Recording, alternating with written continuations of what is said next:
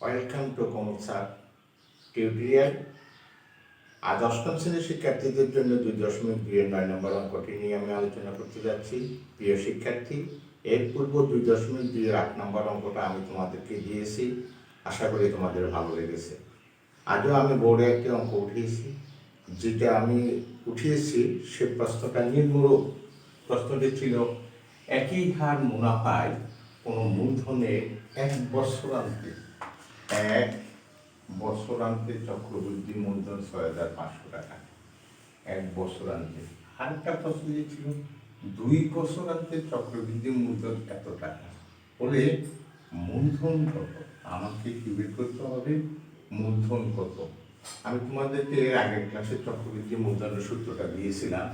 তা আমরা যদি লিখি চক্রবৃদ্ধি মূলধনের সূত্রটা, তাহলে আমরা সমাধানে চলে গেলাম। আমরা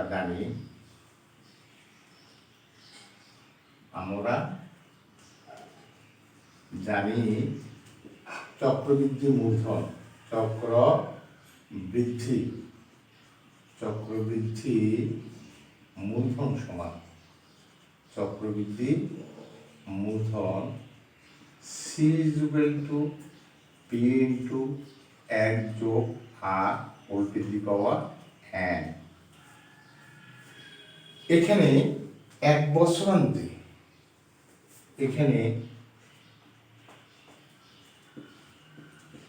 এক বছরান্তে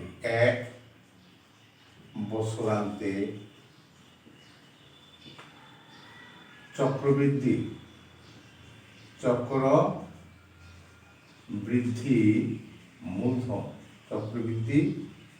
মূলধন সি, চক্রবৃদ্ধি মূলধন কি হবে P into 1+r whole to the power n is equal to চক্রবৃদ্ধি মূলধন 1 বছরান্তে 1 সমান 6,500 এবং 2 বছরান্তে চক্রবৃদ্ধি মূলধন P into 1+r whole square is equal to 6,760। প্রশ্ন মতে আমরা স্বীকারোক্তিটা করে নিলাম। 1 বছর মানে n, এর মান 1, এর মান 1, আসল নেই, আসল হচ্ছে পি, আটটা হচ্ছে মুনাফার হার। এখানে 2 বছরান্তে n এর মান 2। তো প্রশ্ন মতে পি ইন্টু 1+r সমান 6,500। এটা হচ্ছে সমীকরণ আমার 1। এবং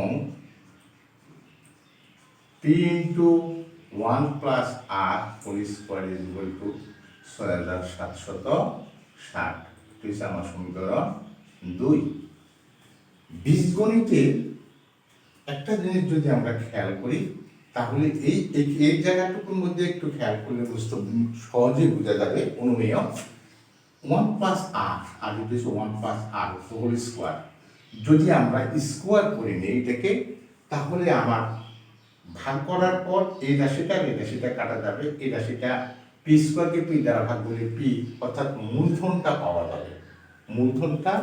পাওয়া যাবে। তাহলে 1 নং সমীকরণকে বর্গ করে পাই, 1 নং সমীকরণকে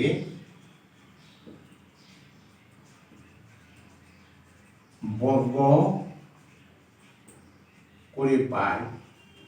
বর্গ করলে কি হবে, P square 1+r whole square সমান 6,500 হোল স্কোয়ার।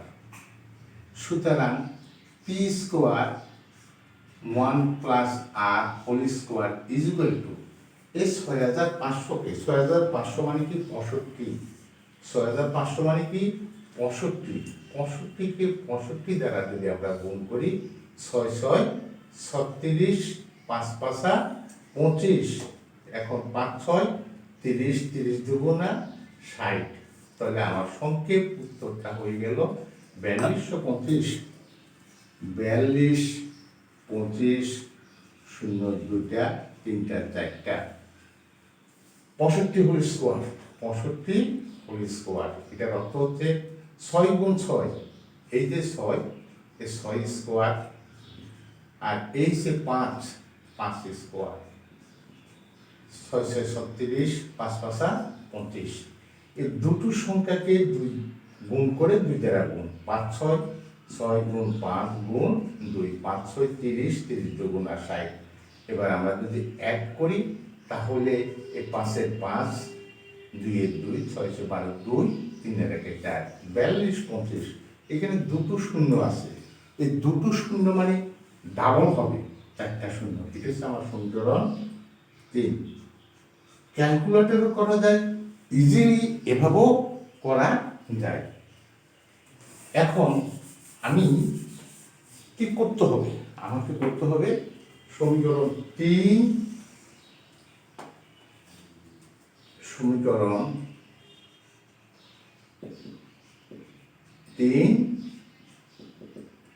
ভাগ 2 হতে পায়, 2 হতে পায়।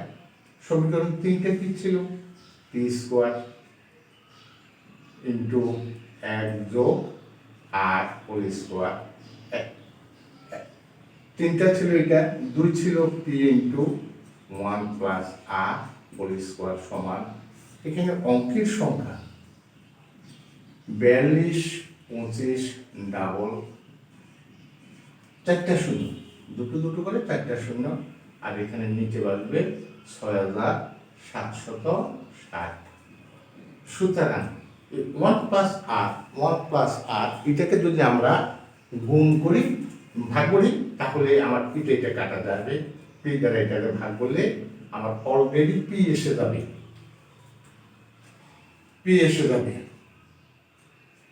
তারপর আমি এই রাশিটাকে যদি আমি এই রাশিটা দ্বারা ভাগ করি, তাহলে ভাগফল আসবে 6250।